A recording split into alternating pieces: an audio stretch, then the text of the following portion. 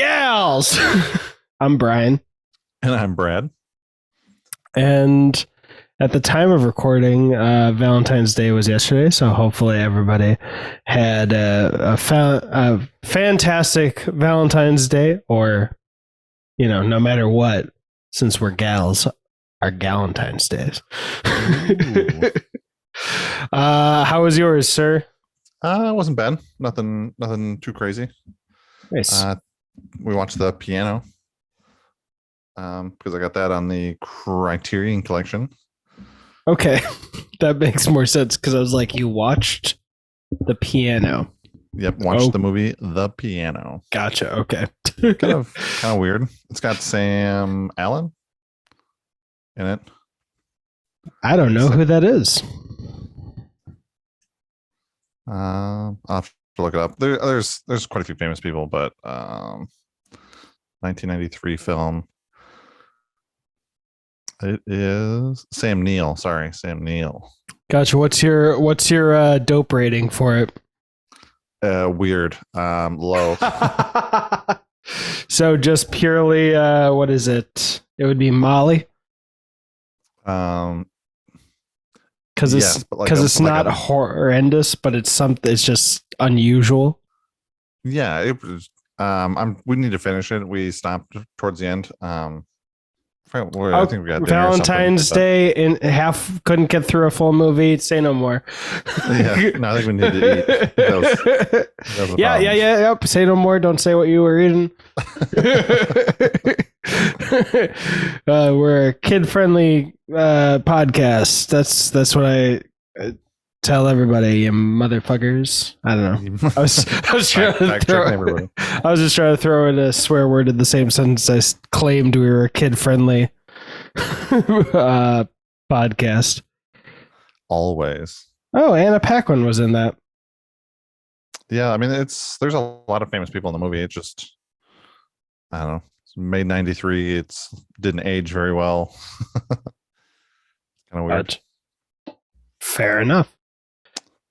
Today we are reviewing, by the title, the Batman: The Dark Knight Returns Deluxe Edition, because this was The Dark Knight Rises. Not The Dark Knight Rises. Is that what you had been thinking that we were going to be watching? No. Yes. I was like, oh, good. I've seen this movie like 300 times. We're good. I mean, I got this gold, and then I looked it up. I'm like, wait. I'm not. I was like, wait, Returns or Rises? I was because I've not seen Returns, and that's why I was like, is this the animated one? And you're like, yeah. Yeah, as I told you over text, I would actually say that The Dark Knight Rises is overrated based on its box office, being the messiest of the trilogy. I mean, I would never bring one of the Christopher Nolan Batman movies on this podcast because they've all been underappreciated. Yes, that line. And already previously butchered to death by everybody and their brother. What do you mean? If you go onto YouTube and literally put The Dark Knight, you will have like 1,000 reviews of each one of those movies. You'll have 10,000 breakdowns, all the spoilers, all the mess ups. You can Gotcha. You can watch YouTube videos for days and days and days on those movies.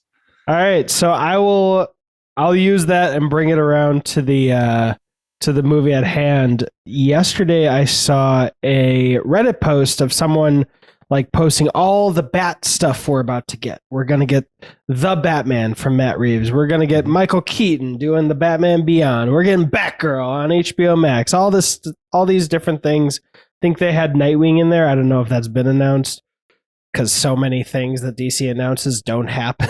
like the fact that the Trench was announced to be a spinoff of Aquaman 1, and here we are. Haven't been hearing about it. But someone was like, wonder why everyone's got so much like problems with it. Or they were basically asking why people are kind of grumpy about it since they're getting what I would describe as an orgy of bat-tainment. Wow, that's definitely new. Well, I said that in response to the first comment that I saw, which was like, well, it's just because I don't really want Keaton to be doing the Batman thing. They should have done it in the Flash and recast Ben Affleck and Henry Cavill as Batman and Superman and blah blah. And I was just like, Jesus fucking Christ, man! Over it. I responded something like, "Yeah, getting 82,762 Bat versions of entertainment, along with all the other DC things that are coming out. Peacemaker, just fucking everything. The Flash show." And I was just like, my options. Be happy for the orgy of Batainment. You know what? Well, fuck it. I'm just gonna complain. we got that like huge plethora of MCU, so now MCU is kind of rebooting a little bit or starting the next segment in their universe. So now DC's like, all right, this is our chance. 2023, let's cram it down everybody's throat. 2022, 2023.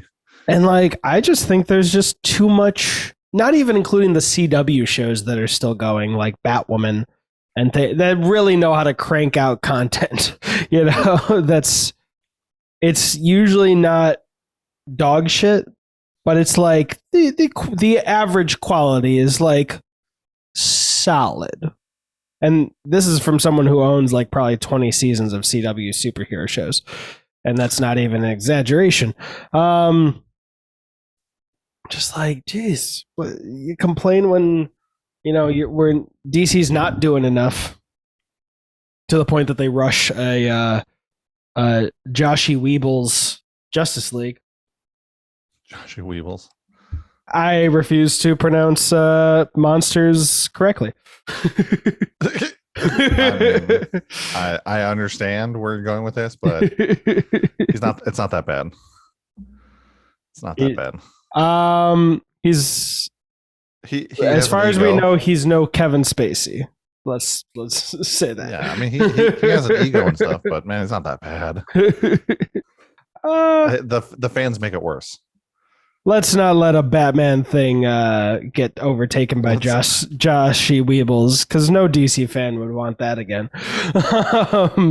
But what was I saying?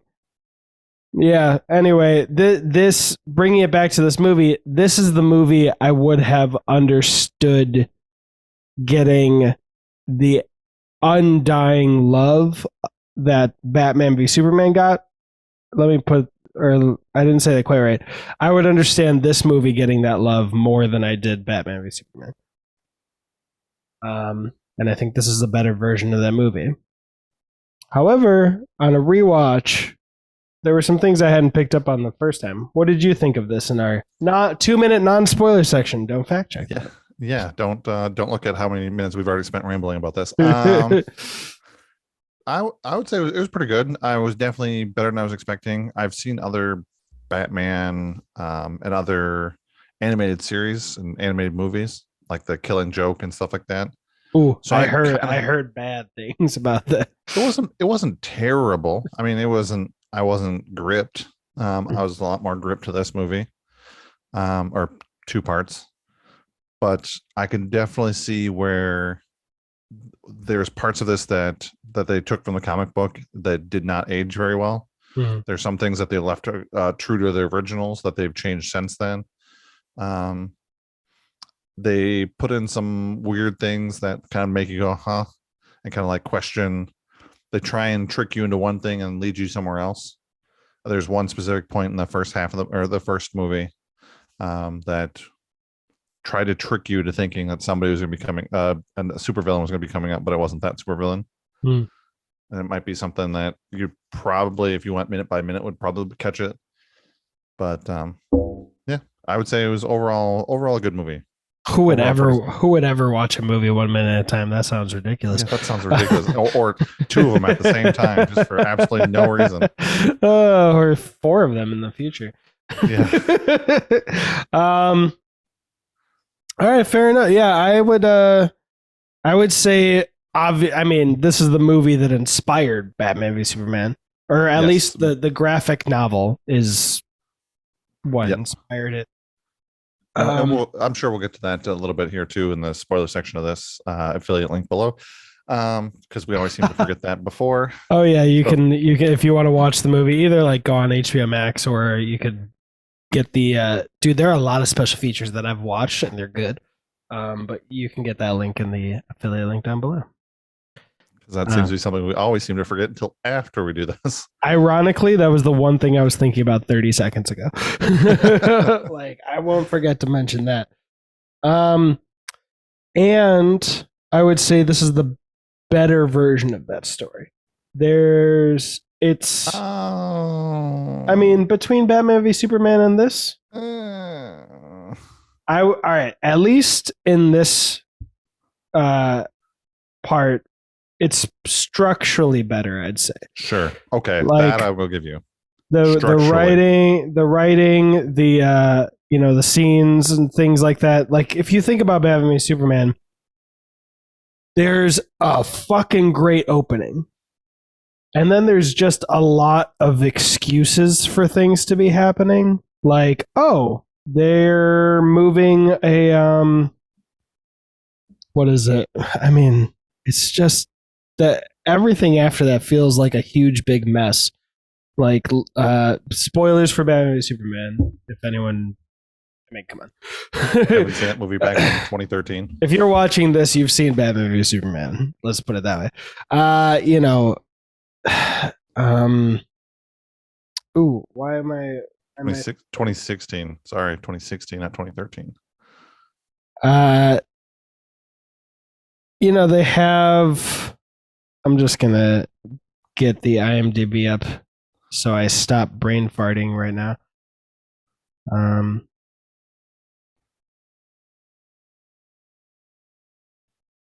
Yeah, all right, so I don't know where you're going with this, so I can't fill your gap here.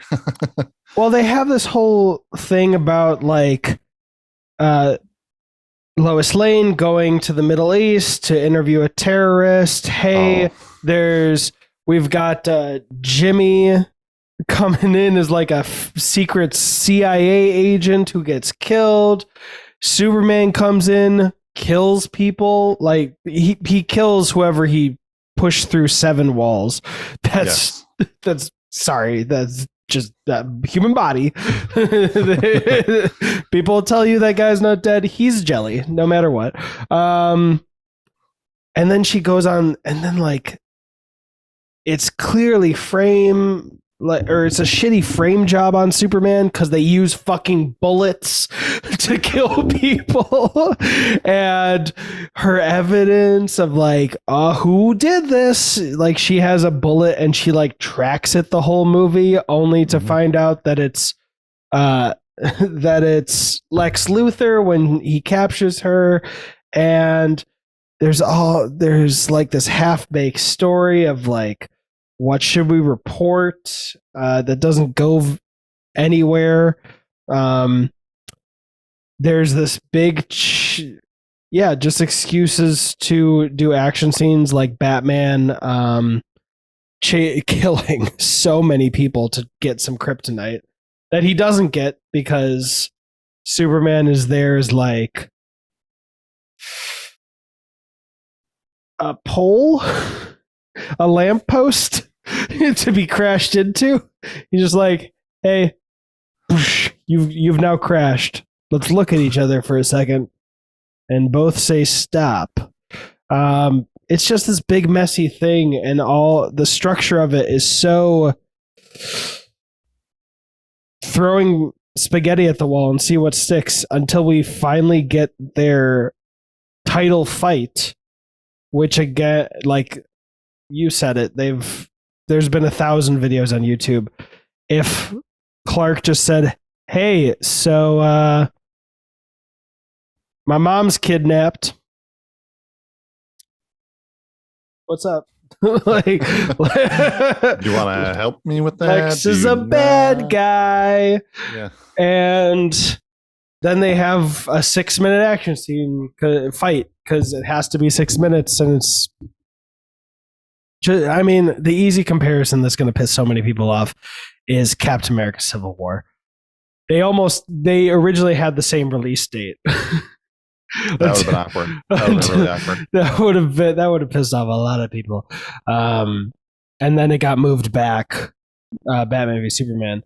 And that movie just did so much work to lay the foundation for their fight and their motivations, and really not giving either side a choice. Another thing that 1,000 people have said: Superman can't find his mom in an hour. Yeah. Anywhere on Earth. It's just, I love Zack Snyder as a guy because he seems like such a nice guy. He's not the best storyteller. Anyone listening, I'm cringing super hard because I know people just don't want to hear that. His shit's beautiful. It looks great. He gets real talented casts. There was also the whole Senate thing where they're like putting Superman on trial. Yeah, kinda not.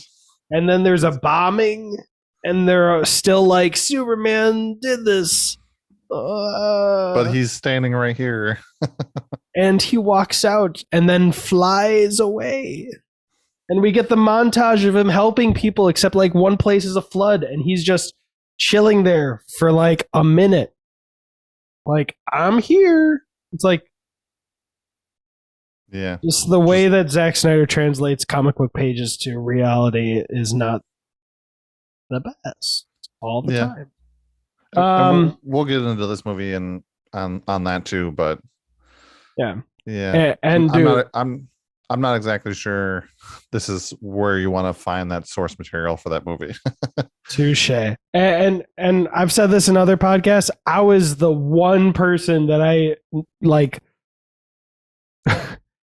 When I heard Ben Affleck was going to be Batman, I punched the roof of my fucking car with excitement, and I saw a lot of hate. So like, yeah. Well, and look at the amount of hate now that they're getting for what's his name, guy from Twilight. Oh, that's so stupid. There's proof in the pudding. It's the same thing with Ben Affleck. There was The Town. Like, you can know he's excellent. So like, if there was ever an ally for Batman v Superman, it was me. I was like, yeah, Man of Steel was fine. It wasn't the best thing ever, but it was solid. And Ben Affleck's Batman, woo! So like, I was crushed. I bought like 5 IMAX tickets for me and my friends to like go see it. I was sad. The only thing that differentiates me from all the people who defended it on Twitter and like attacked everybody else is that I didn't.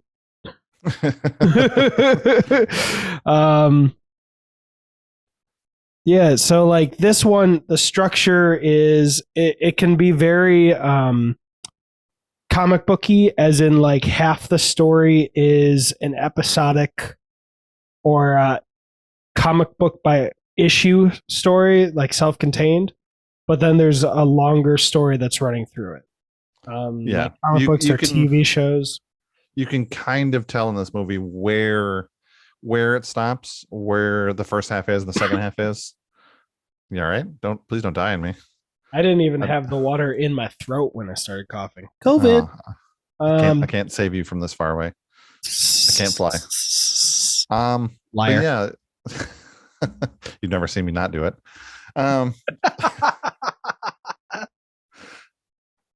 Yeah. So I mean, it's just, I don't know. I forgot where I'm going here. No, you can kind of tell, where the first movie ends, but you can also tell where, like, if I can't remember if The Dark Knight Returns was published as a comic book, but you can tell based on when the villains kind of switch or who Batman is facing, where the chapters are. Yeah, definitely. You can definitely tell. But you can tell that it runs consecutive all the way through. So there is a continuous story from front to end, but you can tell, okay, here's a chapter, here's like the bookend, here's the new chapter, here's the new chapter, here's the last bookend. So you can kind of Yep. you can feel it, but it runs smooth. It doesn't.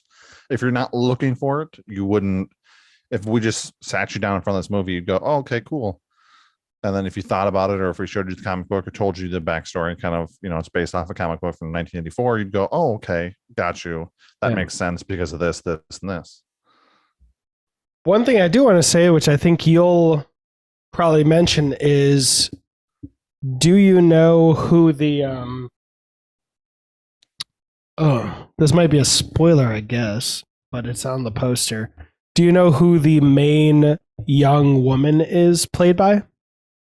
Are you talking about I'm gonna use her name, but not the name that everybody would know her by. I'm gonna use Carrie Kelly. Are you referring to her? Yep. Yes. She is the same. She's a really good TV show with a really, she's played by Ariel Winter, the very nerdy. What? That's what we're saying. No. Yeah, but she has a very modern family. Like nowadays modern family. I thought you were going no spoilers so much you weren't gonna mention her name.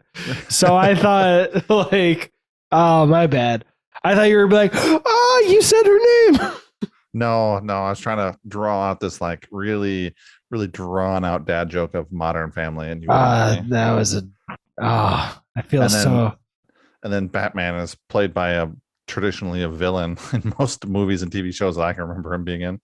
He's always like a cop villain, a bad cop kind of person. Do you know who played? So, do you want to say that name? Peter Weller. Do you know the main thing that Superman is from? I do not. Boston Legal, played by Mark Valley.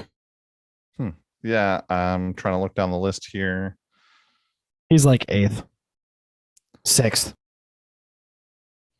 Oh, I'm on Wikipedia right now, so it's the both parts. Mark Valley. Yeah, I don't recognize his face, but. Oh, but if you watch Boston Legal back in the day, he's the pretty boy who loves the rules and who Andy Richter. Oh, nice. Who what's his character's name? James Spader's Alan Shore normally goes up against hey, I'm the sleazy lawyer who doesn't play by the rules sometimes, but I get shit done. And Mark Valley's character is no, rules. I am traditionally handsome. Ruggedly handsome. Yeah, and then we also had Wade Williams as Harvey Dent. He's one of the guards in Prison Break, a show which is only good for 2 seasons. Fantastic. I don't think I've seen any of it. First 2 seasons are excellent. I would recommend. After that, just let it go. All right. So since we're in non-spoilers, technically, what would you say? What kinds of other movies would somebody? Who would you recommend this to? And I would use examples of if you like this other movie, if you like Batman v Superman, you'll love this because you'll absolutely love this. I think this is better. But if you're a person that really likes reading comic books, or somebody who really likes a lot of animated TV shows that aren't afraid to be gory, isn't afraid to be a very adult centered. I would say that you'd probably like this adaptation of it. I mean, I was really surprised when I was watching it how much blood and stuff like that was shown.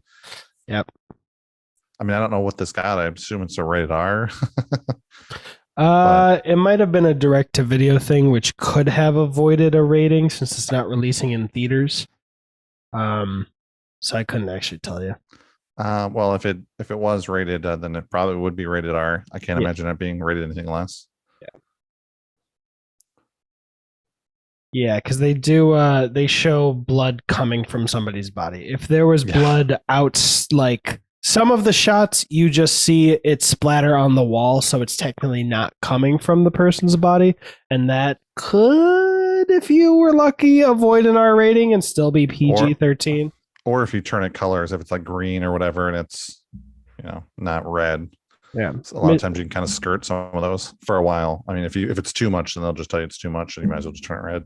Yeah, Stardust from Matthew Vaughn turned the blood like blue or green, and someone had their neck sliced and had blood there, and that avoided an R rating. But yeah, anything else in the non-spoiler section you'd like to talk about and maybe give your rating on? Maybe. Yeah, maybe. I mean, that's why we are here. So yeah. I will maybe give it a rating. All right. So my rating is edible. Okay. I can see it. It started off like by my memory, I would have said mushroom, but the more I got into it and the muddier some of the details felt like, I don't know, Batman's ideology. Like, is it very clear cut? I would not say so. I would not say so. So I couldn't tell if it was just confused or muddied like accidentally, or if it was trying to be realistic, because people are traditionally in human history a bag of contradictions. Yes. Hypocrites. I believe I'm saying that word right, and if I'm not, don't tell me otherwise. I think it was hypocrite. But very philosophical. Yeah, plural is hypocrites. So that's where I went through a point where I was like, what's the message? Since it is, comic books, and traditionally that comes from like Norse, or not Norse necessarily, Thor. Oh no, a Marvel. But like everything's supposed to be a lesson, in old mythology, and superheroes are our modern day mythology. So there's normally definitely a lesson. I would definitely agree with that.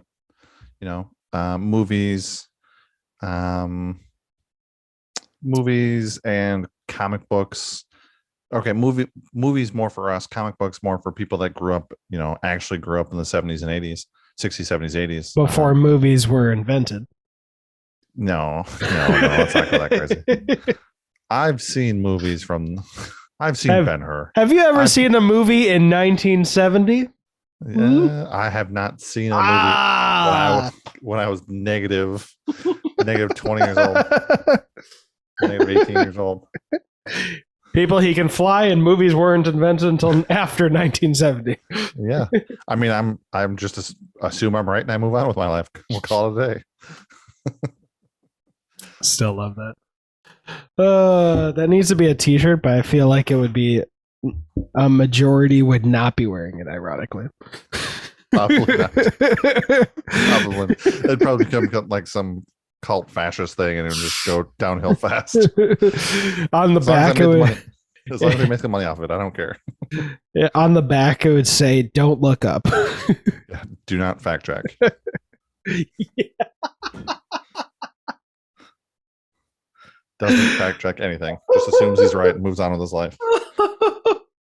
I'm just imagining a old-timey cartoon on a T-shirt that's just somebody watching the news and it says, "In breaking news, something unbelievable happened," and then just like the husband sitting on the couch saying, "Don't fact check that." All right, sorry, I derailed your rating and your road to that. My rating would be a joint. I would say it's a solid movie. It's a definite plus to the franchise, but it's not changing anything. What I mean by it's not like it's not going to make you a Batman fan if you weren't. I don't think it's not going to change your opinions if you were or weren't.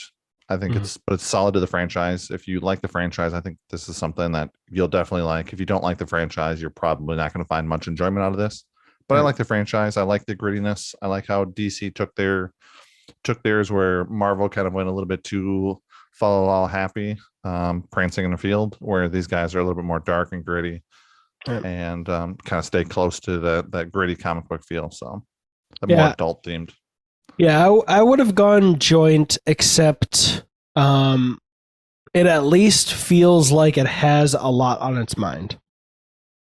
As in like there's a lot of layers or details in the story that will spur conversation. You know, like after watching The Incredible Hulk, I don't know that there's a lot of conversation to have after that movie. You know, like Iron Man 1, there'd be some conversation like, dealing under the table, like the corruption in military or supplying weapons and creating war versus benefiting from war. Yeah, the moral argument of that. And then, like, where I would say Iron Man has a shot glass worth of discussion. This has like one of those big German beers worth of discussion. Like there's a lot of ways you can walk away from this movie and a lot of ways you can think about society in general. We live in a society. And discuss it. So that's why I didn't go all the way from mushroom to joint. But okay, yeah, I mean, it was definitely. I mean, for me, it was definitely a solid movie. I mean, I can see where you could get that. Not against it. Not if you would have said that this movie sucked, I would have been, well, what? Like, whoa. But yeah, or if you would have said this is top tier ayahuasca. This is the best movie I've ever seen. I would have been super confused, and we would have had a different conversation. But I can definitely see, for me, the line between, what is it, mushroom, joint, and then skunky is really really close. So I can, if you're in one category and I'm in one of the other two categories, I can understand where you get there. So I mean, I can definitely understand being on the joint. I can understand where you get. Mushroom. Before we get into spoilers, I will say that for 2.5 hours, I resisted looking up the budget because I know you would want to talk about that. Because the one thing I would love to change about this movie, or at least the first thing, if I could, is just double its budget. Like this felt like Avatar: The Last Airbender. Like in terms of its budget for the visuals, and I'm not talking about the 3-part finale, just for anybody, because that is fucking epic. And if they could double the budget or increase it by 50% and put that all into the animation, I think I'd be down to watch this in a theater. Okay. Unless I had AMC A-List, which did not exist back in 2013, I don't think I'd watch each half in a theater for to cost $40 just in my ticket prices. Yeah, not to mention the other $80 you're going to spend in popcorn and drinks. But if it had like double the budget and all of that was just put into like making the visuals more epic and more dynamic, would I like to see this on a big screen. But you can definitely see sometimes like, you're cutting corners. Like in it's not a spoiler, or this is a spoiler technically, but it's right in the beginning of the film. In the beginning, there is a car race. And the physics are not always. It's just not. Like there's an overhead shot, and you're just like, yes, I could do that in Adobe Flash back in 2007. So I would. That's the one thing I'd really change is just add money to the budget. But anything else you want to talk about in the non-spoiler section? Nope. Let's go to the spoiler section. Spoilers, affiliate link, spoilers. All right, so my first thing is like, in terms of the morality of the Dark Knight in question, Okay. he seemed in the beginning to really just be, to me, highlighting the failings of the United States government. And the reason I read into that is because he finds somebody who is a high-ranking military official who supplied weapons to one of the supervillains. And the guy said, I've served my whole life, my wife gets cancer, and they won't pay for it. And out of desperation, he sold those illegal. Definitely a bad. Yeah, definitely, definitely a no. Definitely a bad. But like, Batman doesn't blink an eye. He's just like, way to ruin a career. He's like, yeah. And this is why I was thinking the government. Like, I guess the best way to highlight this is in terms of the VA for retired soldiers. I know soldiers or retired soldiers, and the VA is, and I know people who've worked at the VA, and they're just bound by the rules that they're told to follow. And it's such a pain in the ass to get half decent medical care for these people who have served and been injured and need help after war. Yeah. Just the basics. And like, that's what this felt like. Like, this guy has served his whole life. He's still in the military, and the country that he served is just like, wife's dying. Ooh. Well, tough luck there, bud. I don't know. I gotta build some warships to fight in Cordo Maltese. And Batman was just like, heard all that. It was like, I have a no killing rule, but if you kill yourself, not my problem. I think that's right.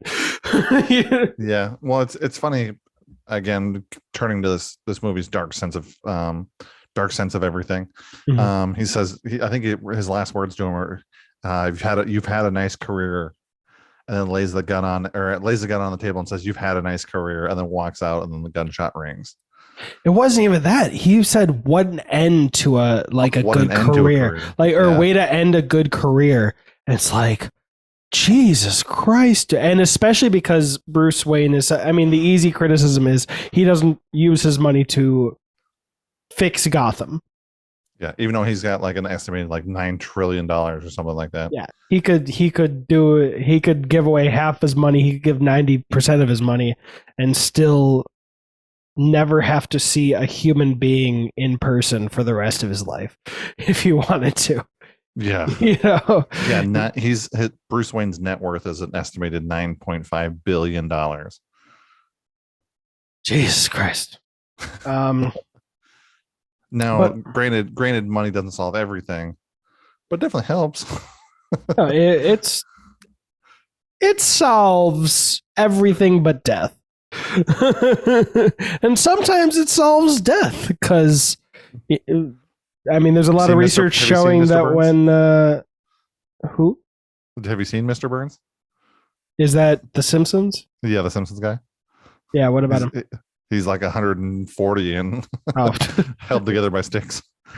Well, I was actually going to say there's a lot of a lot of studies that have shown that when men specifically get laid off and don't have enough money to pay all their bills, alcoholism and drug use and overdose and suicide all go up, because traditionally the theory goes men's identity is very closely tied to what job they do, and if they don't have a job they feel worthless and then they slide the other way. So money in that case can literally save lives just by taking the stress off people. But but then later, like, and then he also exploits and indoctrinates like an 11-year-old. Like he's just like, and he's done it always. But man, he was so quick. Yeah. He was so quick, and he's just like somebody wearing the Robin outfit, not the official one, because the official one is sitting in the Batcave, and you see it a couple times before and after. Yeah, but then just like she's hiding, she follows him kind of, and then bandages him up after he gets hurt, and then all of a sudden you're it. Yeah. Congratulations, you braced my arm, you're ready for war. And he's not ever saying like, are you sure you want to do this? He's constantly threatening firing her, as which is hilarious. Which, like, the difference being is psychologically we're a lot more interested in like $15 worth of money, let's say, if we're given it, and we're then threatened to have it taken away. That is, we become a lot more attached to that small amount of money rather than being offered it to do something. So if I gave you 20, I said 15, but if I gave you $20 and I was like, okay, wash my car, I'm taking that $20 back, versus me saying, hey, I'll give you $20 to wash my car, you'd be a lot more psychologically inclined, if $20 was like a worthwhile amount for you to wash a car, to do it in the first scenario, because you're like, I'm already holding it. I don't want to lose it. So that the reason I'm mentioning that is because it seems like he's like, yeah, do what I say, or you're out. I'm taking it away. I'm taking the Robin away. I mean, I think it's serious the first time or two, but by the end of the movie, you're just like, no, he's not serious. Like, how do you mean? It's because she breaks his rules several times towards the end. I don't think she breaks it the first time or the time when they're chasing the Nazi down the alleyway. Yeah, don't get spotted. It's lure her down the alleyway, but don't get spotted. And he hits her with a pebble and like, and like dances in the alleyway. It's like, oh, I gotta run. Yeah, and so, she changes his boosters instruction. Yep. And she saves him a couple times, realizes he's kind of overwhelmed a little bit, so she lowers down the helicopter to kind of push everybody back a little bit or distract a little bit, take some ammo fire, so stuff like that. So she breaks his rules and doesn't get fired. I think the first mission or two, she was probably serious. Like, if you don't follow my instructions to the T, you're out of here. Yeah, because I'm not gonna risk your life, your 11-year-old life, for a sidekick. Yeah. But I think towards the end, I think it's like just the running joke. Yeah, but then later, like, he rallies a community. He's like, we need to stick together. It's like, wait, so in times of calm, you're just like, fuck everybody. Everyone can go to hell. But when it gets too dangerous where you're at risk, then all of a sudden we need to be together. Actually, that makes a lot of sense. Never mind.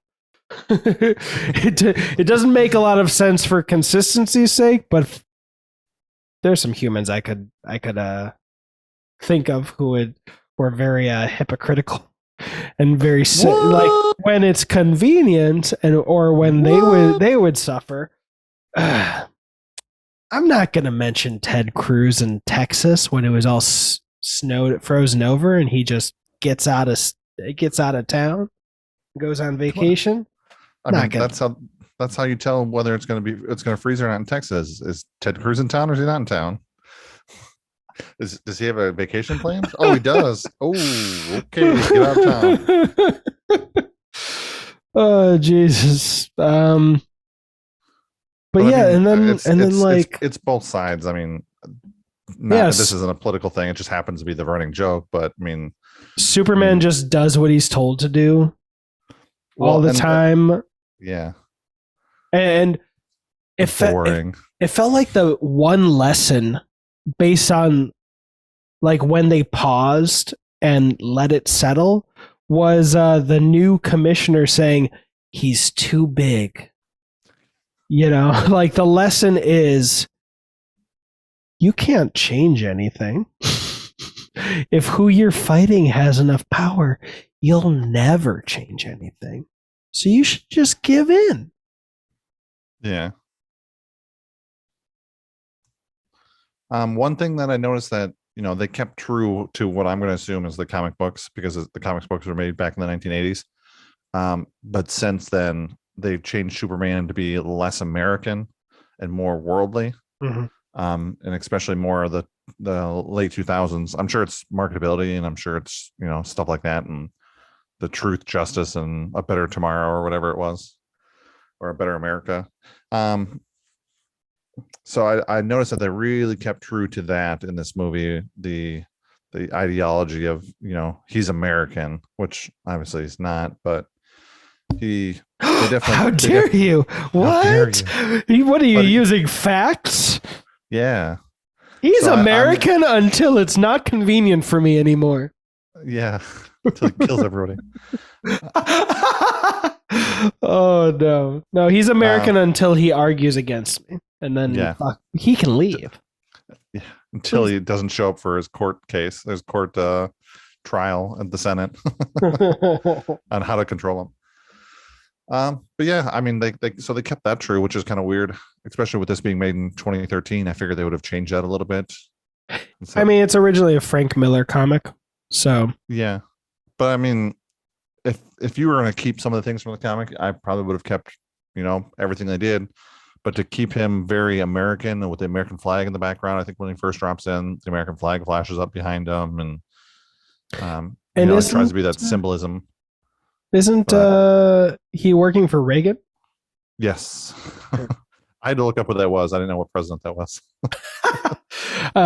He looks like a mutant. I thought it was like, wait, did a Martian crash and steal? Because he's like super old and wrinkly and like greenish color. And I was like, what? I was like, is this an alien? Like, yeah, there's what is it? Originally, this was a 1984 comic, and I mean, honestly, considering it's a Reagan, it's just a period piece, I guess. I would be more surprised if they decide to rewrite this story and change it for the telling, Yeah, well, they didn't really have to retell the story, just not flash up the American flag when he's first introduced. You can have him work with, instead of the president of the United States, you can have him work with world leaders. You could crash into NATO, or, talk to an ambassador of some sort. He doesn't have to fly to the president's house, or the White House, the president's house. He doesn't have to fly to the White House and meet with him. It's specifically Ronald Reagan. First term. Depends on what president you are. You know what? Just because it's the president's house doesn't mean his wife isn't in her house in New York, costing tens of millions of dollars in Secret Service bills. Yeah, and then charge him for it. What'd you say? And then charge him for it. Charge him for bottles of water and rooms. Look, when you're paying for it yourself, renting out a room in your own building will cost $500 a day. But then when other people are paying it, it naturally is $5 million a day. That's just how things work. Your hands are tied. Yeah. I mean, great. You gave up 1.6 million, but you charged the U.S. government $2.6 billion. $2.6 billion. So whatever. Who cares? And looking up when it came out, it is confirmed that it was a 4-issue comic book miniseries before it became the graphic novel. Yeah, you can definitely feel it. What do you think? What do you think the message is, or is there a message, or like Don't Look Up was clearly look at the circus we are, and we can't do anything while we are anything substantial ever if we don't stop being such a fucking circus. Yeah, and trusting billionaires for their word. Yeah.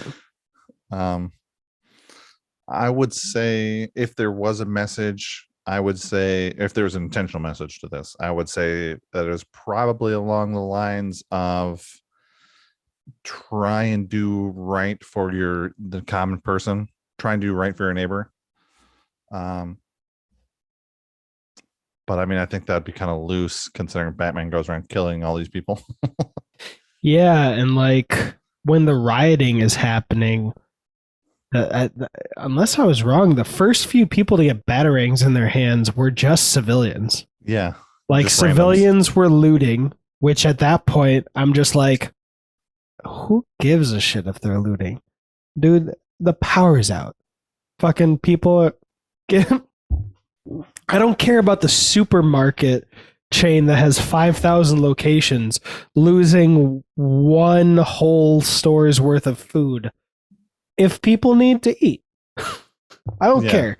And then the still bad mutants come up, and the people are like, "Nah, you're not gonna loot my looting," which I'm like, "All right, that's aggressive," but you know, old move cotton. Let's see how that plays out. Fair enough, as far as I can tell, based on literally nothing, just your visual appearances. You know, the movie's saying these people are still bad mutants, and you're just people. Fuck it, yeah. Get your food. Defend yourself. Don't let them slice and dice you. And then the first few people who get batarangs through their hands are just normies. Yeah. But so backing up a little bit. I mean, so this takes place after Bruce Wayne decides to retire for, I think it was 10 years or something like that. From his Batman persona. So they make reference to it in the beginning, saying stuff like, people forgot what it's like, and some people think it's urban legend, and so you have the older cop and the younger cop. The younger cop wants to arrest Batman. The older cop's like, nah, nah, you're good. Go watch the car. We'll pick this up later. So it's kind of weird that this takes place post Batman, and then like he's first trying to get up that rope. He remembers like, oh, I can't get up this rope anymore. it's like an NFL player retiring for 10 years and then coming back and just like gets a hit that first time, like, yeah. Ooh, I don't miss this. Takes a bit more effort. Yeah. So I thought it was kind of cool and kind of weird that it took place during that time frame. Yeah. It was definitely different than what most, even Marvel and DC, have done. They haven't really retired somebody for a long time and then brought them back, like, or, you know, have their character retire and then have them come back. No spoilers for Spider-Man No Way Home. Okay. I was only gonna say, yeah, there's only been one time besides the aforementioned future Michael Keaton Batman. Yeah. Like very rare. Very rare. When I say that, I mean like the character itself retires, not like the person portraying the character retires. I'm saying like, gotcha. Iron Man didn't become Iron Man, stop doing the Iron Man business for 10 years, and then jumps in the Iron Man suit one day and it's like, oh, I'm gonna do this again. Yeah. So it's weird that they did that. It's a cool stylistic choice. I mean, on the comic books part, which I assume is where they pulled that from. But I thought it was really cool. There was an interesting way to come about it. Yeah. No, that makes sense. I was just thinking that another thing that got me confused about this was the portrayal of kinder people, or well, kinder, I'll say, is like Joker's therapist, trying to have more. Was he really kind? I mean, he was. He was trying to have more empathy, you know. Okay. Instead of using his fists, trying to actually rehabilitate. Okay. Which is the antithesis of Batman, who does not do that. And if Batman was supposed to be a stand-in for the failings of the American government, the therapist would be the antithesis of that. He would be the yang to Batman's yin, you know? And he is squarely shown to be fully wrong, no doubt, in our minds, which, if a story is trying to take a stance, I would say, okay, it's against that person. So it's like anti rehabilitation. And then the politician who is only doing what he does because the polls say so. like the politician who's willing to negotiate and compromise. I mean, I wouldn't say you should be doing it with the mutants in the first place, but compromising in politics is something that we need more of, frankly, from everybody. Everybody. No matter what party you are, that other party is completely wrong. We must destroy them. That's how you get a civil war. And the one who is shown to be willing to compromise in any way, shape, or form is shown to be a coward, doing it only to keep his approval ratings up, I guess, because he's listening to the polls, to the voters, and immediately gets eaten. Right? Yeah. So the closest thing to the non-brutal approaches to life are just 1000% shown to be in the wrong. No ifs, ands, or buts about it. So that's what really got me confused about, is this story trying to take a stance at all? Or is it, because if it's not trying to take a stance, then it's not fair all around, let's say. Like, Don't Look Up, I don't think takes a political stance. It just says stop fucking around. Please. Yeah. Please. It doesn't have like an AOC stand-in as like, I'm the hero who's up against the world, and then like a bunch of Republican stand-ins, Ted Cruz stand-ins, as the clear villains. It's just, please, this is all fucked. Can we stop? Yeah. Which is a fantastic movie. If you haven't seen Don't Look Up, it's on Netflix. It's on his list. We will review it. Marbles willing. I don't think it won the marbles, but it'll win the marbles eventually. Sure.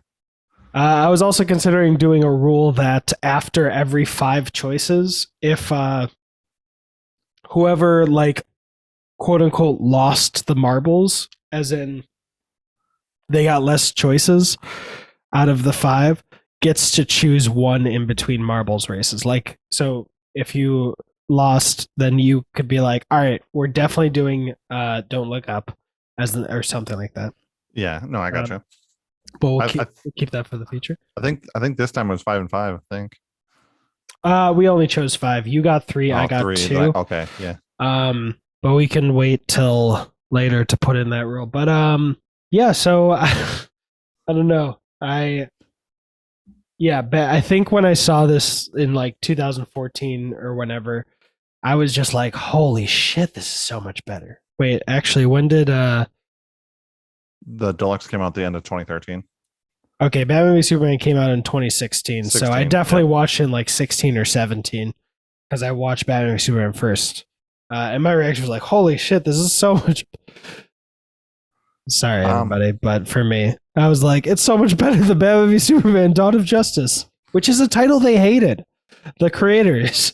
Like, we've all been shitting on, a lot of people shat on that title. I do want to stand up for Zack Snyder and Chris Terrio, who wrote it. They wanted to call it Son of Suns, Night of Nights, or something, that made, or just Batman versus Superman. And the studio's like, no, Batman v Superman, Dawn of Justice. And even they were like, fuck, who cares? I don't care about the title. Let's make the movie. But they thought it was a stupid title. Harvey Dent, I think they took a very interesting approach to that. Dude, yeah. Because right away at the beginning of the movie, they give him plastic surgery, so his face, is normal, but mentally he's still not there because he doesn't think it's normal. He thinks everybody's laughing at him in secret. Both sides match. Yeah, both sides match. So it was interesting that they kind of went about the way they did, and have him kind of have that mental breakdown, mental health issue, while doing it. Yeah, honestly, that part was heartbreaking. And you just reminded me, what was the villain? Was he the villain that you thought would be the main one, and it subverted your expectations that you mentioned No, in non-spoilers? no, I thought that Batman's Batman's cowl or cape, whatever the cape thing. As he's walking into his cave with soon to be Robin, on his jacket it looks like there was blood question marks on his jacket.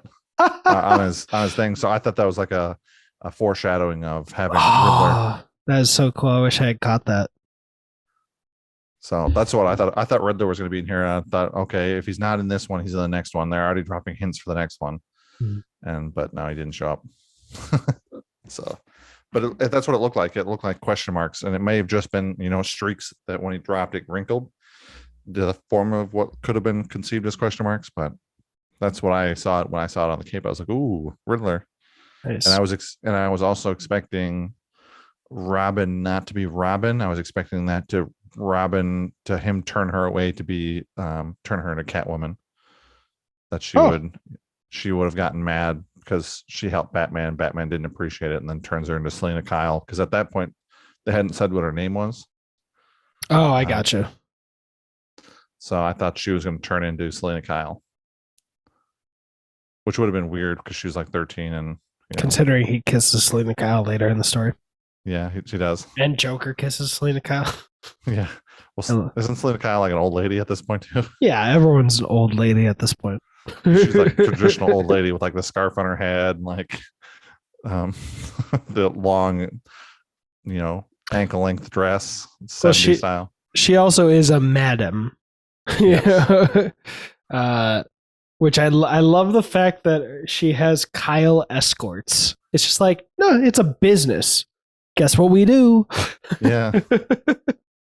So can we talk about what I texted you about too? Oh, yeah. No. I will not. The first half of the movie, the supervillain is a male. Mm-hmm. And he has like abnormally really long nipples that I thought were at some point going to turn into either knives or a gun barrel, kind of like in Austin Powers, but never turned into that because these things stick out like half a hand length off his chest and are like he's I don't know, peachy color, and his nipples are like black, like night black. And then the beginning of the next movie, we have the Nazi lady. I forgot who it was. Bruno. With we don't talk about Bruno. We don't talk about Bruno. I've not seen that movie, but I still know that song. Oh, Encanto is so good. You got it, boy. Yeah. Do it. Yeah, we'll see. Oh, come on. All right. This is from the guy who literally was like, or my daughter asked, I was like, all right, but I saw the trailer and I think Disney's just cashing in on that Coco hype. So I don't think it's going to be good.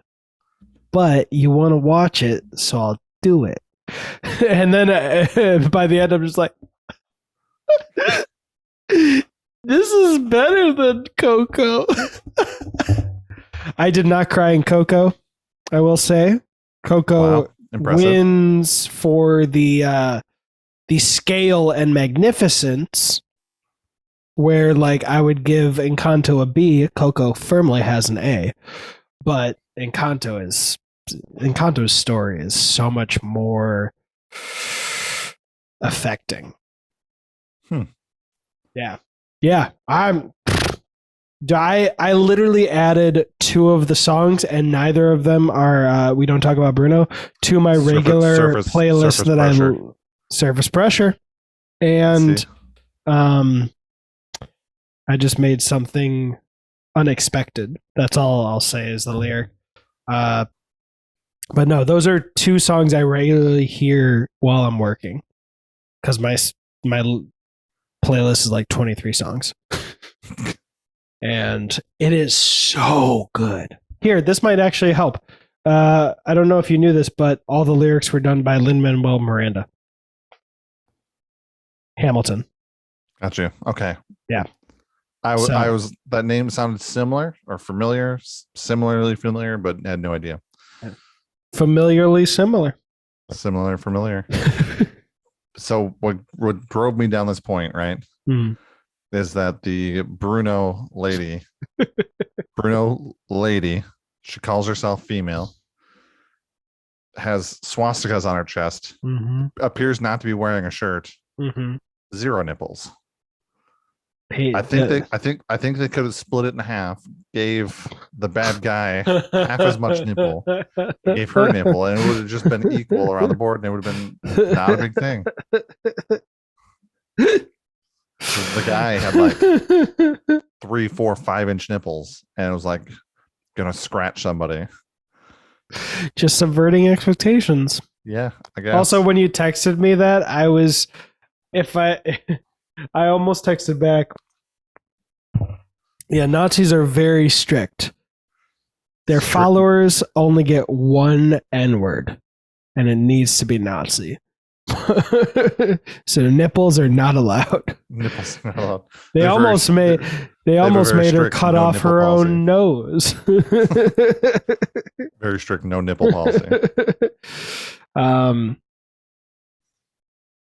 So that was it was just weird. I mean, but I was kind of surprised, because not looking up that this was back in the 80s. This comic book was made back in the 80s. I could feel that it had a comic book feel to it, so I figured it was older. But then to have swastikas on her chest was kind of weird. And especially for a 2013 adaptation, like I figured they would have tried to change stuff like that. Modernize it a little bit. They don't, because that serves absolutely no purpose. Yeah, I guess swastikas on her chest. I guess personally, when there's like a great comic book story, and this is from what I've heard about the changes to the Killing Joke mainly, where they added an extra 30 minutes in the beginning and just invented a random romance between Batgirl and Batman, which everyone was like, what the fuck are you doing? I kind of prefer if they'll just stick closer to the source material and the meaning and not update it so much. But like, so if you did that to Superman, I'd completely understand. But like the swastikas on her chest serve zero purpose. I mean, just outside of just being there. if we've learned anything from the last however many years, it's that disenfranchised youth are great. Are a demographic that Nazis like to target. Okay. So even in today's world, or maybe not so much in 2013 because it wasn't so obvious. The 80s comic I'm book, fine with it. 80s comic book, I understand. I got you. Because they were just going through all that stuff, getting out of what's the one out in the Gulf, out in the Pacific? Oh, I thought you were going to say the second of all 3 world wars. No, the one out in the Pacific. I'm drawing a blank. South Pacific. The Cuban Missile Crisis? No. That was the 60s. Yeah. I believe. Well, no, the late 60s, early 70s was the one that we lost out in the Pacific. Oh, Corto Maltese. No, not that one. You're killing me, kid. I just want to make sure that I was right when I said the 60s. Yeah, Cuban Missile Crisis. What was the thing that you were trying to remember? Vietnam. There you go. Vietnam. So we're getting out of Vietnam. Vietnam. It says officially the Socialist Republic. I'm just kidding. Oh, I was gonna say, and the Berlin Wall was still up, so there's still division between East and West Germany. So like when this was made, I can understand that like 2013, like it served zero purpose in this movie. So like something like that, I'm surprised they didn't change. They could have literally put anything. You know what? She could have just been wearing a shirt, a green shirt. I honestly wouldn't be surprised if their rule with these animated adaptations that are going direct to video, if the rule is just don't change shit. Or change as little as humanly possible. Yeah. So like we're not making a movie that's set in 2013. We're still making one that's set in the Reagan administration. Yeah. I'm seeing when did Reagan serve? The portrait is 1981. Serving from 1981 to 1989. Okay. Damn. Yeah, so he was definitely firmly president at this point. Yeah. Wasn't like a Simpsons thing where they predicted him. Yeah. I love the fascination with the Simpsons getting things right, because my theory has always been, well, you shoot enough shots, you'll get something right. And they have a But lot of episodes. they got a lot of episodes, but they got a lot of things right too. Yeah. I mean, they predicted the Super Bowl this year. They predicted that the Bengals would beat the LA team. But that didn't happen, but they still got the two teams right. So I don't know sports. yeah, sports ball. Uh, So I mean, but if you shoot enough shots, you'll get something right. But yeah, they're getting a lot right though, and like oddly specifically right too. Fair enough. Not just Trump would be president, but the escalator scene, like oddly specific. What escalator scene? Where Trump announces his presidency and goes down an escalator. That happened in real life. So like oddly specific, not like I think he'll run for president one day and then like they happen to be right. No, it's like oddly specific. Oh, like yeah, I'm looking at it right now. yeah. So like just things like that. But not just like, oh, I think he'll run for president one day and he does. And it's like, oh, see, I told you one day he did. But no, it's just like the way they did it. In that case that you just said, I would love to know if that was intentional by his staff. What a Is that like a Mando or a Book of Boba Fett reference where they go back to like the season, was it season 1, episode 1 of whatever that TV show was, where they're at a town hall meeting and the guy pitches the Book of Boba Fett to the city council. He's like, imagine this opening scene. The sands of Tatooine. Pops his hand. I know what you're talking about. That's a filibuster from Parks and Rec, which I have seen less. The amount of episodes that I've seen of Parks and Rec would. How do I actually say this where it makes sense? I sound like a fucking idiot right now. The amount of time I've spent watching actual Parks and Recs episodes versus rewatching Patton Oswalt's filibuster improv and John Ralphio clips. The John Ralphio clips and the filibusters win. I still didn't say that good. I still know good English, me. Despite many years of schooling and teachers, yeah, I spent roughly this many years in school, and they teach me nothing. But yeah, I remember that one. Patton Oswalt goes on a big bender talking about, the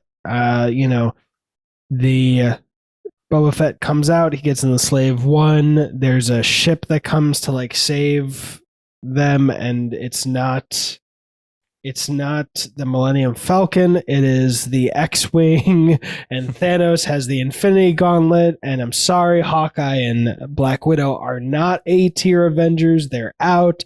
Chewbacca comes back at the end as a severed head with spider legs, and what is it? I think he said that Han had like cheated or something. Or I have no idea. Han shot first. So something like that. But yeah, I know what you're talking about. But he actually did, just for clarification, he did shoot first. They went back and edited the films to make him more look like a bad guy or more like a good guy. Oh yeah. So he, in the original adaptations, he did shoot first and then they scrubbed it to make it look like he shot second. Yeah, the best thing that J.J. Abrams ever did for the Star Wars franchise is have Harrison Ford unenthusiastically hold up a piece of paper that says "I shot first." He probably hates his life. He's probably like, why did I do Star Wars? I could have done anything else. He's like, I could have just skipped Star Wars, did Indiana Jones, been okay with my life. Because I couldn't imagine being on like the original 3 Star Wars movies. The amount of questions and bombardment you get from nerds, similar to a friend of ours that actually the movie what was that movie with Rogue One? Tim Allen. No, Tim Allen, where he's a The Santa Claus? no, where he's he plays like a captain, like a Star Trek thing. Galaxy Quest. Galaxy Quest. There you go. And like what's his name comes up and asks him like a very oddly specific question about his motivation and the character. And um well, why didn't you just do this? And he's like, dude, I'm just on the show. I don't do that. So I could imagine being so tired after 50 years of just getting bombarded with Star Wars questions that he's just like, I will murder the next person that comes up here and ask me a Star Wars question. Honestly, I think Harrison Ford doesn't care enough to have held resentment about it. He's like, I don't care. He just tells people he doesn't care right up. He's like, I don't care. Although I will say, anyone who wants to see Harrison Ford being fucking awesome, look up Harrison Ford Indiana Jones recast. An interview asked him like, all right, so like they recast Han Solo for a prequel. If they did that with Indiana Jones, who would you want to play him? He's like, no one. I'm Indy. No one else plays him. Got it? It's fucking great. Anyway, yeah, what else do you want to talk about in this movie? Like the mutants are basically just a street gang. Batman takes half of them and he's like, you're not mine. Becomes the Sons of Batman. Yeah. They're SOBs now. I love that everyone called themselves, we're the Sons of Batman, and then always the news has Sons of the Batman. I'm like, there's a little dissonance between these two sources. Yeah. I like Rob and Don. Their comic relief. And I like how on their shirt it's like, I am Ron, I am Don. And they're like in it for like 10 minutes. Yeah. That was one of the scenes where they get introduced where I was going to be like, yeah, budget, where it just seems like their bodies are flipped mirror like. Mm-hmm. But I was like, you know what? I kind of like this stylistically. Just make Tweedledum and Tweedledee. Yeah, so I thought that was kind of cool. I like how they changed some names. Robin's name obviously isn't Carrie Kelly. I kind of like how they brought back Joker. Mm-hmm. Kind of the way they did it, having him like basically not talk to anybody but his therapist, and very smiling, always quiet. And then they bring him onto the TV show. Then he murders everybody. Yeah, and I think this is an important part that I wanted to mention to you, by the way. They couldn't do this as elegantly, and you'll understand why in the animated one, but I believe they had a visual distinction between the word bubbles between Batman and Joker when Joker dies, and it may have been the Killing Joke. I may be confusing myself, but I think if you're looking at the word bubbles, it's clear that Batman snapped Joker's neck. Wait, what? Like in the comic book. Like, oh, okay. Like it shows, let's see. Because in the TV or in the movie, he literally just turns his neck far enough that it just snaps. Yeah. And Batman's kind of like accepts it and just moves on. I may be wrong. That may be the Killing Joke, actually. It's the Killing Joke. My bad. No, I actually don't know, because I'm not finding a lot of panels of it. Yeah, never mind. Never mind what I just said about the Killing Joke. In this one, it's supposed to be clear how the word bubbles are, that Batman is imagining his final words after he kills him. Okay. Yeah. I mean, I thought it was kind of weird that he just like turns his head far enough that it snaps. Yeah. But I can see that's something that I could have seen them change from the comic book, where he actually snaps his neck, to not the comic book. So I mean, I would have believed you if you had told me that. but it would have been one of those weird things that they would change. And Yeah, I should have prepared this more so I had the material there. So if for some reason I am wrong, sorry, my bad. just assume you're right, move on with life. Well, no, I just don't. I don't have the time to, in the moment, get the details to make sure, and I don't want to waste time on that. But yeah, I think it's supposed to be clear that he kills Joker himself consciously. Okay. I mean, I can definitely see it. I mean, it's just, I don't know. And then he, at the end of this, he kind of teams up with Superman to some degree. Well, no, because I guess he dies, doesn't he? They kind of come to an agreement once he shoots him with the kryptonite arrow. Yeah. And then he still fakes his own, or yeah, basically fakes his own death at the end. The real lesson of the movie: you can do as much illegal shit as you want, as long as the people don't know you're doing it. Or fake your own death at the end and just assume a different alias, live underground, and train your sons of Batman. It's kind of close to the lesson in Iron Man 3, I think, where like people only care about the villain they can see. Yeah. With the Mandarin twist in that one. Yeah. I mean, I can definitely see that. Somebody to put a face to the evil. Yeah. As soon as like I mean, I'd be shocked if do you think Superman's not going to tell the president that Batman's alive? I don't know. Like I said, they kind of came to a little bit of an understanding towards the end there. But I mean, Yeah. I would probably assume, because he stands for truth, justice, and the American way, that he probably would tell the president that he's still alive. He is yeah, I can't tell if he's that good of a Boy Scout. You know what I mean? If he would immediately like tell him, hey, he's alive, but he won't give us grief anymore. Yeah. He's already at this point like 60. I mean, he's jacked for 60 at least. But yeah, I don't know. It'd be weird. I guess it'd be weird for him to tell, and it'd be weird for him not to tell.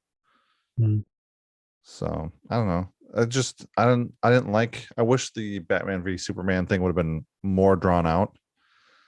In this, yeah, because Superman's really only like in the beginning part when he's talking to like the president and stuff, and then battles Batman at the end. It's not really much in between, Superman wise. Like I would have wished for more conflict. Like Superman tried to, jump in when Joker's killing everybody in that talk show recording. Like have them meet, but like try to do the same thing, but kind of be in each other's way while doing it. I think would have built up a little bit more than just like Superman's being shown in the beginning. The president says we got to get rid of Batman, and then having them fight at the end. There's not really much in between. That's fair. You did remind me of one weird Superman thing, which was how he saved the blind guy. Oh yeah, with the bus and stops the train. Probably kills everybody on the train to save the blind guy. I mean, they poke their heads out, so the people on the train are fine because I guess it must have been slowing down already, obviously, because it's at a stop. But it's at a stop with a nose crunched in and two giant handprints. Like the people on there got whiplash, and I'm sure somebody died.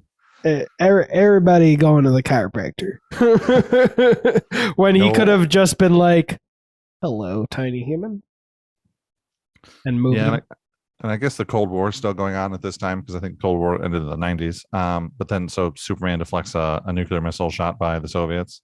Oh yeah, with a giant red star on it, like to not make it any more obvious than it really was. Man, a lot of stuff happening in 1989. Apparently, the Cold War ended in December 3rd, 1989. Okay. I'm not gonna say my birth a few months before that helped, but didn't hurt any. The dates line up. Yeah. Mine too. When did you say the date was? December 3rd, 1989. Oh, okay. So I mean, I was, 16 months old. What's up? You waited that long to help Yeah. end it? Jeez. I had to walk first. Come on, I had to walk first. I had to walk to go over to pimp slap. I don't remember what Russian president was at that time, but To quote Iron Man, sometimes you need to learn how to run before you can walk. I don't know Makes how sense. that's a diss, but it sounds like it is. And I Yeah, imagine a whole crowd of people just going, "Oh!" if you say it with enough confidence and conviction, it could have been. Watch me just edited that sound. And the reason I mentioned it is because I'm definitely not going to. Yeah. The editing budget on this is way weak. So Yeah. No. once we get Jamie in here to start fact checking and editing us, we'll get it. Who's Get the Jamie? sound. The guy from Joe Rogan. Oh, Joe Rogan's like fact checker. and he's doing not a great job at some facts. Yeah, some facts and not others. Oh.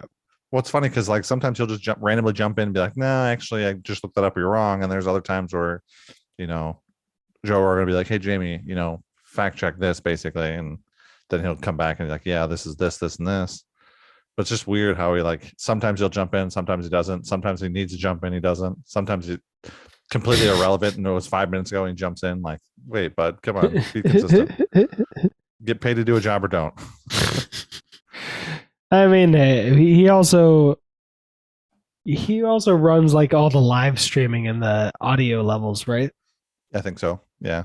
That's got to be a very conflicting set of jobs that he has to do.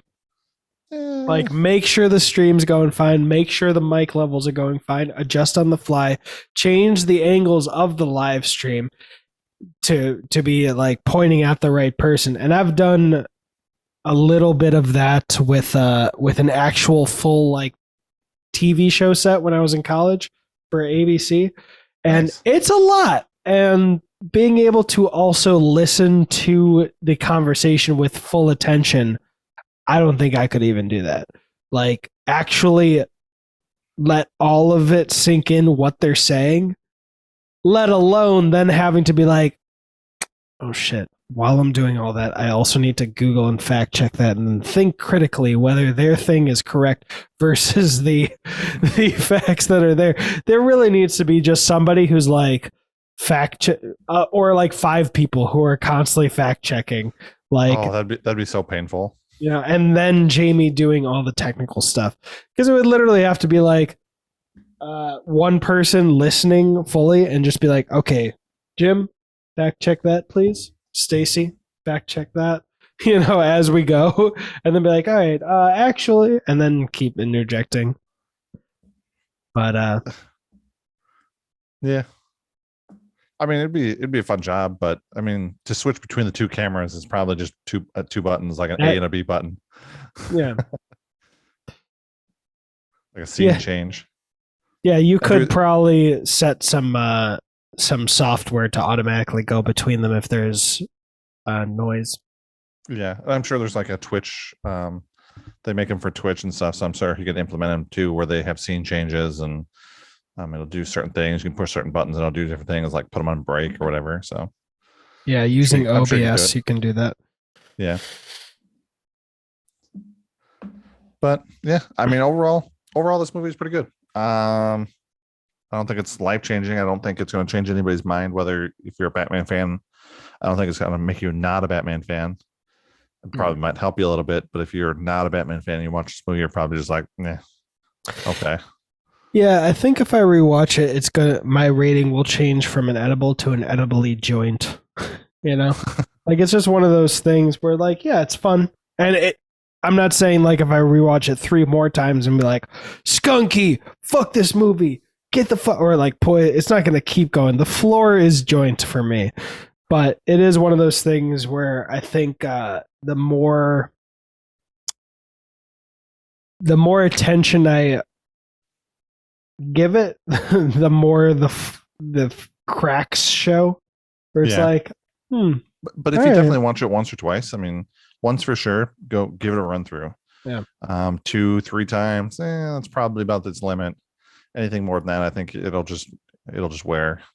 And at the very least, you can have some interesting conversations using this as a springboard Yeah. to talk about other issues. And other issues, or how this ties into the other Batman Superman movies. Yeah, and again, I would highly recommend the special features. I remember when I first watched it, like there's enough special features that Amazon, which does a horrible job of implementing their special features, they literally will just add it to the runtime as one video file. Dumbest thing I've ever seen. What? Look, they have TV shows on Amazon Prime. You could literally just do that with the movie. Just have it so everything is like a different episode. Stop it. You're getting too deep into this. It's Amazon too easy. Amazon. Jeff Bezos said no. Jeff Bezos says he'd rather pump billions of dollars into Wheel of Time and the new Fellowship of the Ring show than listen to your BS about the special features on a disc. I watched the first episode of Wheel of Time last night. It was fine. That's hilarious because we did too. Hilarious. Last night we did too, from like 7:30 my time to 8:30 my time, because the first episode's like 50 something minutes. So if you watched it at like 6:30, 7:30 your time, that'd be hilarious. Probably, honestly. Probably. The all I'll say is that most of it was fine. And then there's a part where like one person gets murdered, which I knew immediately. I didn't need the couple seconds to catch it. Are you the person that you're talking about getting murdered? Is it? They're dancing. Okay. Yes. Okay. And it takes a second for the character to realize they've been murdered because they were in such a frenzy. Then it just cranks it to 11. You're like, holy fuck! What the fuck? Holy shit! What is God damn! Fuck! Yeah. Fuck! But one thing I'll say in a non-spoiler way is like, dude, heartbreaking. Yeah. I think you have to know the one moment I'm talking about. Like, yeah. Fuck. And something I could totally see happening. Anyway, but it was just funny. And Bethany started reading the books when she found out this TV show was coming out. So she's almost done with book 1. And I was like, oh, but you haven't finished your book yet. But she mentioned the person that you're talking about is not in the books. So she was confused on how they were going to do that. So when they did that specific scene, she was like, oh, that makes sense, because that explains his character in the book a little bit more. I've read a little bit of like the 5th book, and the writing was so delicious that I was like, ooh, this is a series I want to read. Like, this is when I was in like 8th grade or some shit. And then actually no, sophomore year. And then when I went back to the first one, I was like, okay, the writing's a little rougher. Okay. And mind you, I've only watched the first episode, so I might be remembering things wrong. I don't remember anything that I saw in the first episode from when I was reading the book. But what I do remember is there was this like whole goddamn chapter. And ask Bethany if, because I might be remembering wrong. I'll say it in a future episode if you say I am remembering it wrong. But it was this whole fucking chapter where like it felt like 15 people. Or let me put it this way. It starts in a barn with like 4 or 5 people and like, we're going to leave on this quest. And then, my God, one after another, characters just start walking into the scene. And they're like, you know what? I'm going to come too. You know what? I was outside. I heard what you were going to do. I'm coming too. Just people that don't know each other intimately. Like, these are not 15 lifelong friends. And then like someone's up in the rafters and like, that sounds fun. I'm totally not spying on all of you guys right now. But like for a full chapter, and I'm afraid I'm just remembering Aragon poorly and not Wheel of Time, but I think it's Wheel of Time. I'm just like, this is the clunkiest, laziest way to get everyone together, and this is a chapter everyone will be happy is in the rear view. Like, it was like the Fellowship of the Ring coming together in the laziest possible way. Like, as soon as Ryder comes in, Legolas comes in, he's like, I am an elf and I can help and we should do this. And then like Gimli comes in. I'm free. I'm available. Yeah. And Gimli's like, I was drinking downstairs and I don't want to go, but I'll be damned if an elf goes, not a dwarf doesn't. It's just like, anyway, back to this.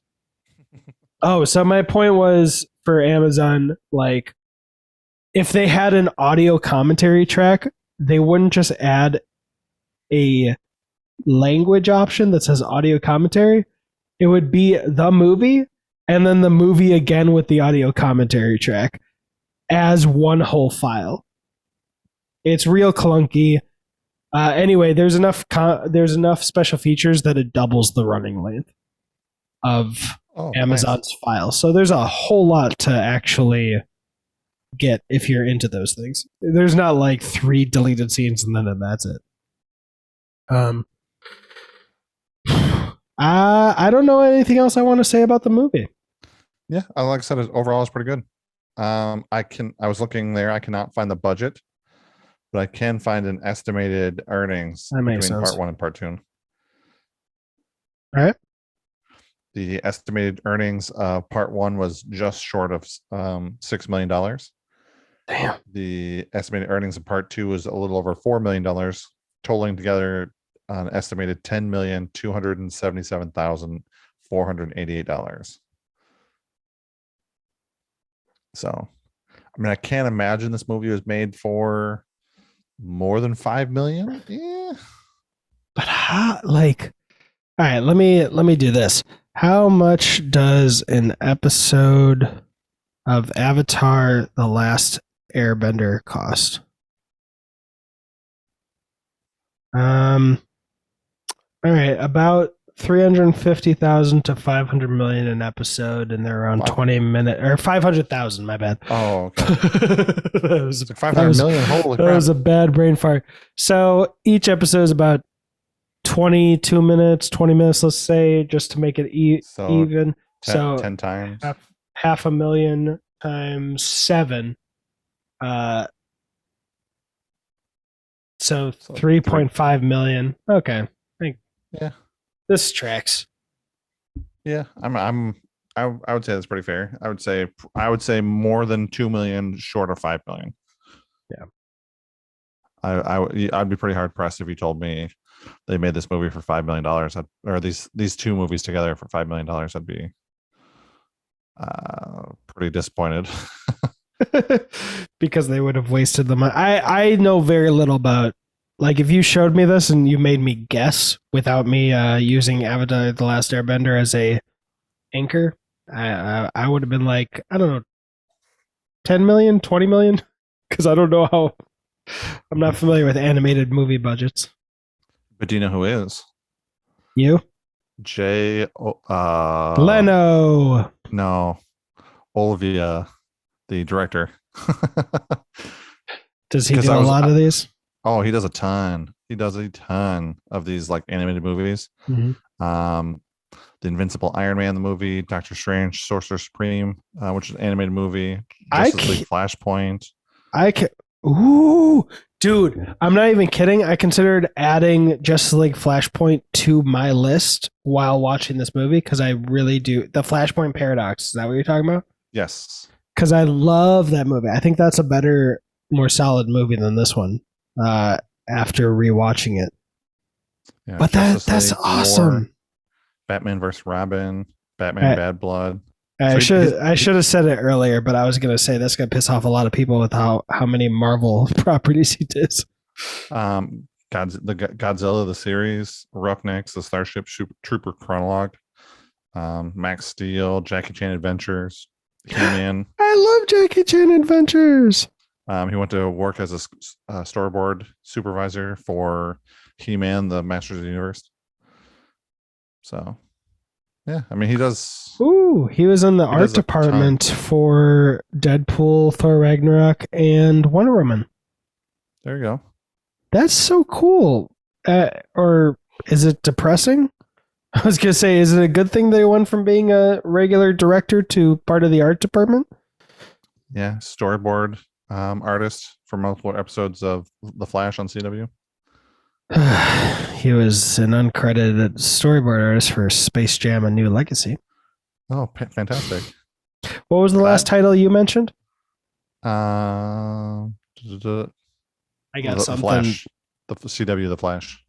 That makes sense. Do you know what other movie he was a storyboard artist for? Army of the Dead.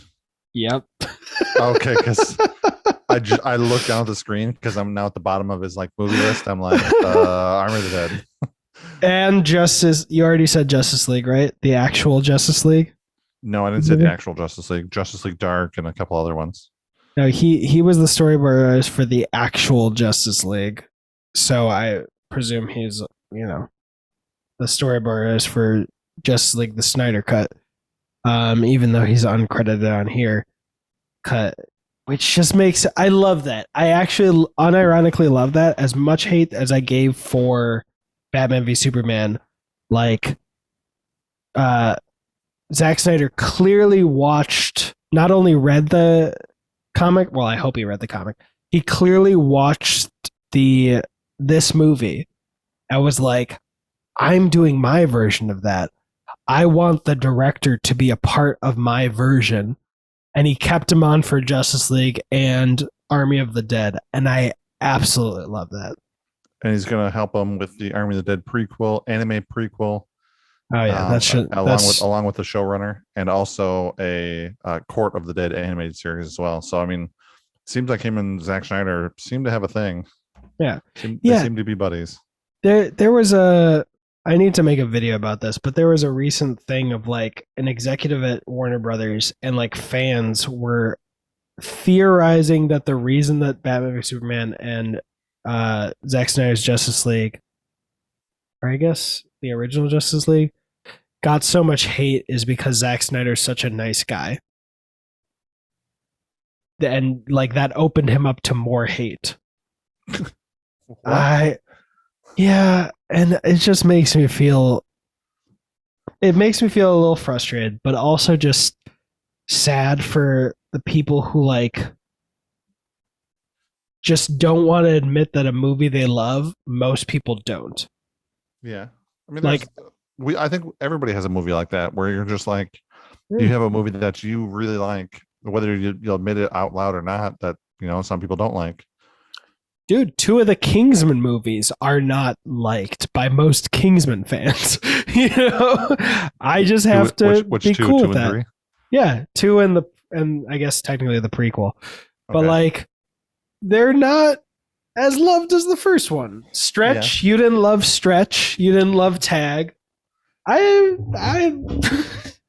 I'm not losing sleep over the fact that, you didn't love those 2 as much as I did, and that most Kingsman fans just see Kingsman 2 and the prequel as like lesser.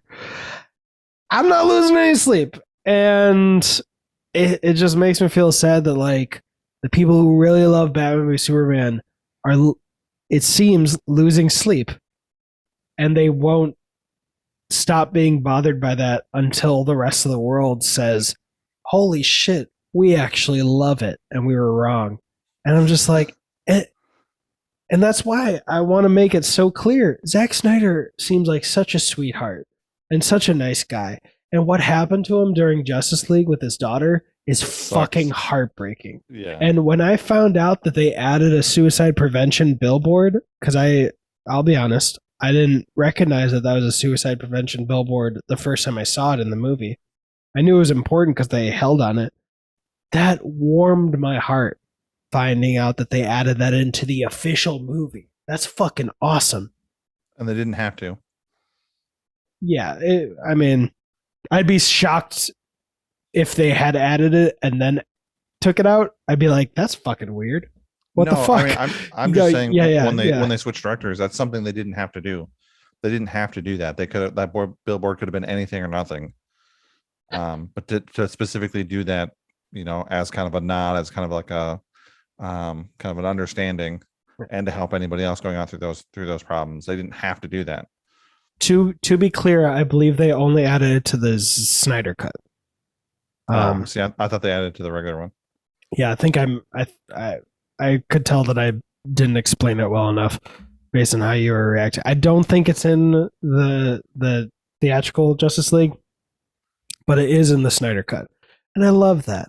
And I wish his daughter could have gotten the help she got, and he never lose his whole family, not lose that important person.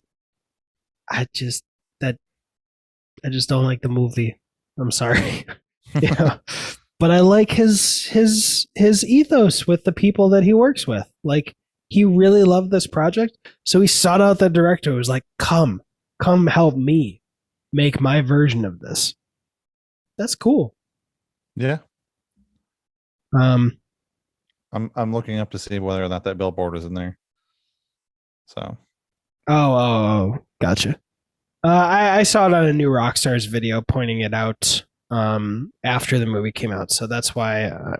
And the shot is at least seemed very clearly CGI how they extended the shot. But I guess it would be a good time to say that this movie may be edible, or maybe a joint. But either way, this is a movie. So this movie's dope because movies are dope. What just happened on your head? I had my foot out, like, because I'm like a long way against my desk, and I was playing with my backpack with my toe, and my cat came up and actually had this claw in between my toes there for a second. That was scared the crap out of me. Oh, banged my knee on the desk and everything. That was the perfect time because I just needed 10 more seconds to look up what movie we were going to do next so I could shout it out. Is it King Kong? It is King Kong, the theatrical cut from 2005 from I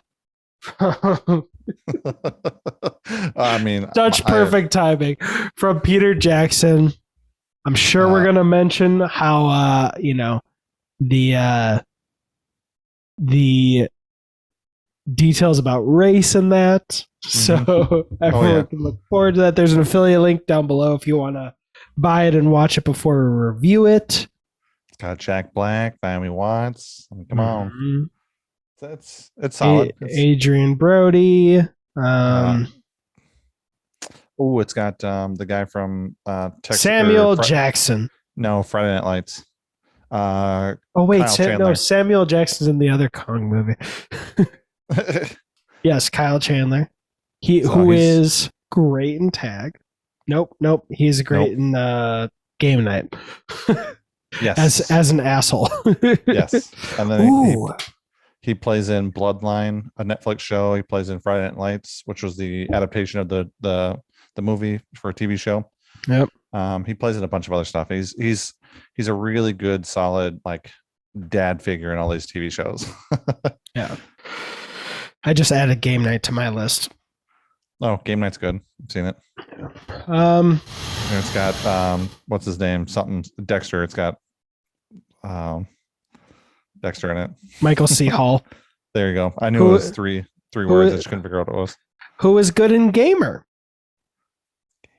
I know. Gerard Butler, same directors as Crank and Crank 2 High Voltage. Yes. Yep. Anywho, yeah, that's what you got to look forward to. I'm considering in the future splitting these up into a quick spoiler-free one and then a spoiler review, just to help people if they want, the option to go through a bunch of quick spoiler-free reviews. So if anyone has any thoughts on that, feel free to tell me. Otherwise, it'll probably stay the way it is. But we shall see. And I can cut this out since this is at the end, but would you be interested in Thursday getting together to review all of Peacemaker? for a special Friday episode. Thursday, Peacemaker. Yeah, I don't think there's an issue with that. I'll double check with the boss, but I don't think there's an issue. All She's right. been watching it too, so she's watched all of it with us. Nice. All right, cool. So, well, that episode will post before this one does. So now you know how it came about. The movie magic of scheduling things weeks in advance. The one thing we should figure out is how to format our ratings for Instagram. For the Instagram, because I don't know how to put a poster and like add our ratings and make it cool and interesting for people to watch, or to look at. But anywho, I've been Brian, and I've been Brad. All his links are down below. If you want us to review the last Twilight movie for no good reason, make sure there are at least 17 ratings and or reviews on Spotify and Apple Podcasts, or on December 1st, have the ratings and reviews be equal on both platforms. Other than that, we'll see you for Kong. King Kong. Oh, I was like, what am I missing? I know. It was in my head, and I was like, oh man, it'd be so sick if he just heard how I said Kong like Bond. And did that. But I knew it was my imagination was flying too close to the sun. All right. I'm just going to end the meeting. Okay, fair enough. Bye, sir. Have a great night. Okay, my button for end is not working. There.